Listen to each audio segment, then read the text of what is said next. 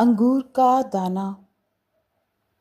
کسی باغ میں انگور کی ایک بیل پر بہت سے خوشے لگے تھے۔ سب انگور بڑے بڑے اور رسیلے تھے، مگر ایک کونے میں ایک چھوٹا سا انگور کا دانہ بھی تھا۔ وہ دوسرے انگوروں کو دیکھ کر اداس ہو جاتا اور کہتا، ہائے، میں اتنا چھوٹا کیوں ہوں؟ کاش میں بھی بڑا اور رسیلا ہوتا تو سب مجھے بھی پسند کرتے۔ بڑے انگور ہنس کر بولتے، چھوٹے، تمہاری کیا اوقات ہے؟ تمہیں کون دیکھے گا؟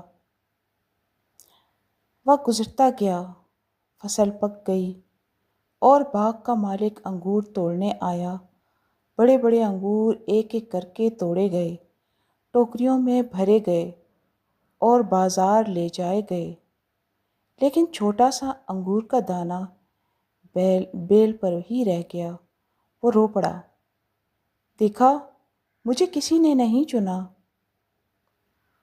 اچانک ہوا چلی اور وہ دانہ زمین پر گر پڑا، زمین کے نیچے دب گیا اور دن گزرتے گئے۔ بارش برسی، سورج نکلا اور وہ چھوٹا سا دانہ جڑ پکڑ کر ننھی سی ایک اور بیل بن گیا۔ سالوں بعد وہی بیل ایک بڑا درخت بن گئی جس پر انگور کے بے شمار خوشے لگے۔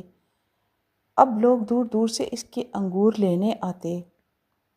چھوٹے دانے نے شکر ادا کیا اور کہا، اللہ نے مجھے بتا دیا کہ چھوٹا ہونا کوئی گناہ نہیں، کوئی نقصان نہیں، اصل کمال صبر اور وقت کا انتظار کرنے میں ہے۔ تو یہ تھی انگور کے دانے کی کہانی۔ یقیناً آپ کو پسند آئی ہوگی۔